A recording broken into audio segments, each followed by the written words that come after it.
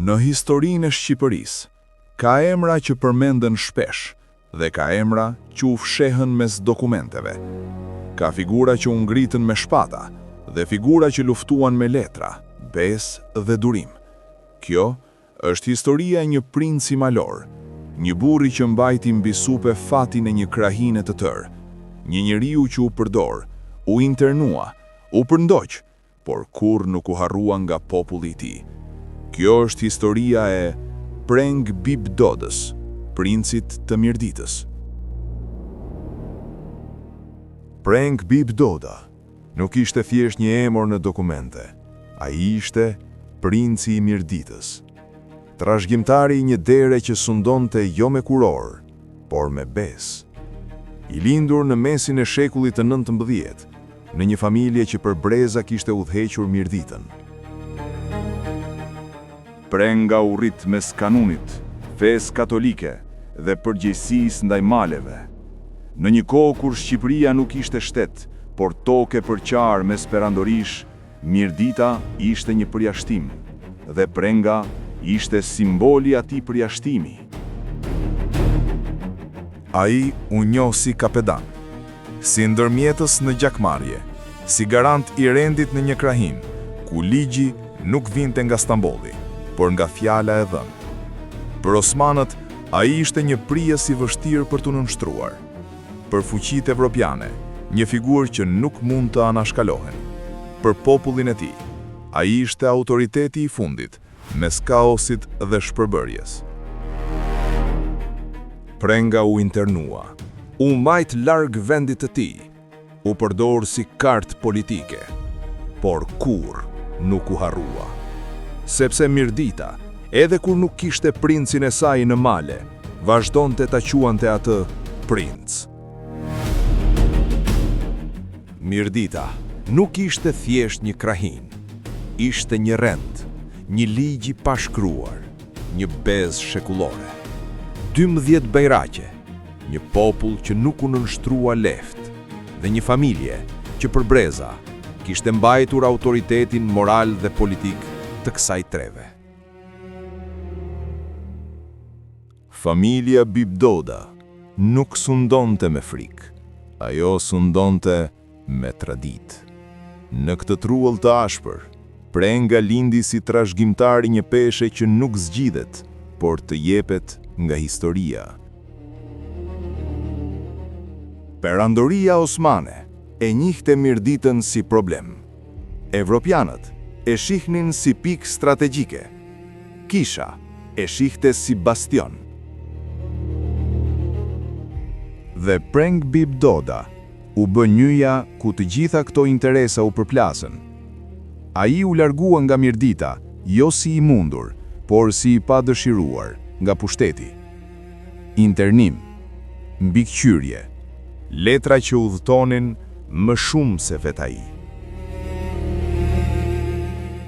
Në Konstantinopol, në Shkodër, në Vjenë, emri i tij qarkullonte në kancelari, në legata, në zyra kishtare.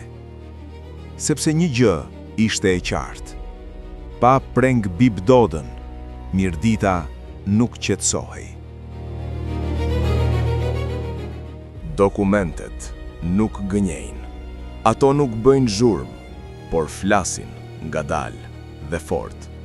Letra në italisht, letra në frëngjisht, letra në shqip. Të gjitha tregojnë të njëjtën histori. Një princ që kërkon të kthehet, një popull që e pret, dhe pushtete që nuk dinë çfarë të bëjnë me të. Dhe tani, për herë të parë, do të hapim dosjet origjinale.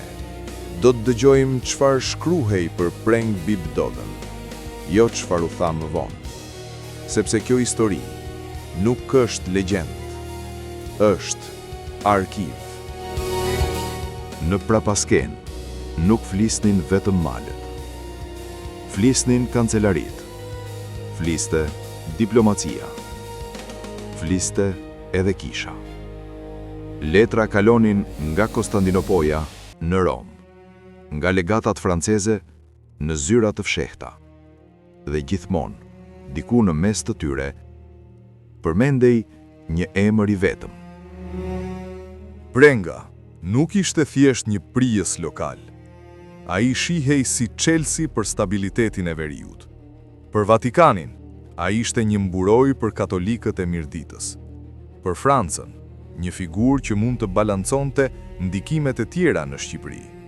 Për Perandorinë Osmane, një problem që nuk zgjidhej as me forcë, as me internim.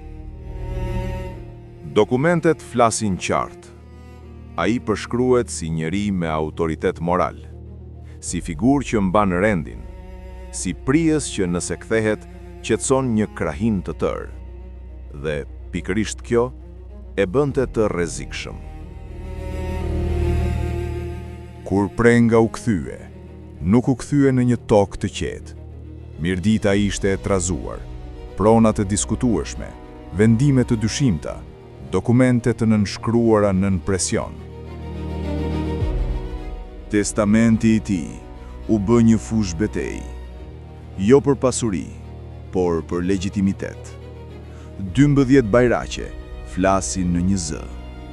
Ata deklarojnë se testamenti është në duart e tyre, se vendimet e imponuara janë të paligjshme, se prona e princit nuk mund të ndahet sipas interesave të momentit.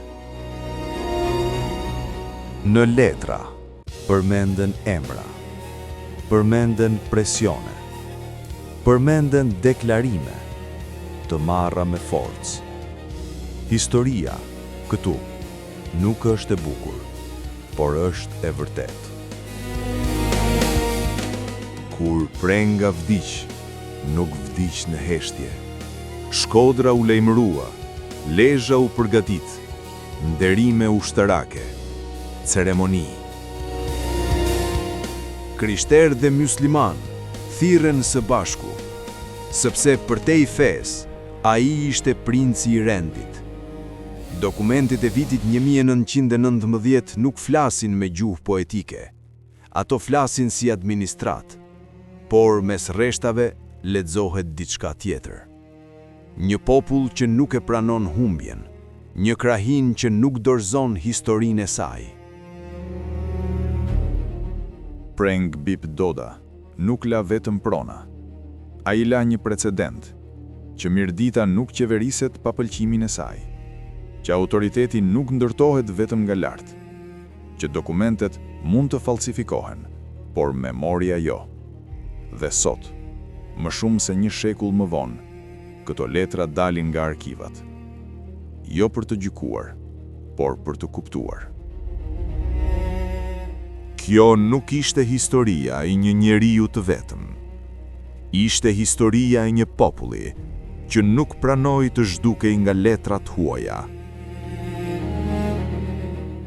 Unë jam historiani, dhe kjo ishte historia e një njeriu që nuk sundoi një shtet, por një ndërgjegje. Nëse kjo histori të dha kuptim, bëj like, abonohu në kanal.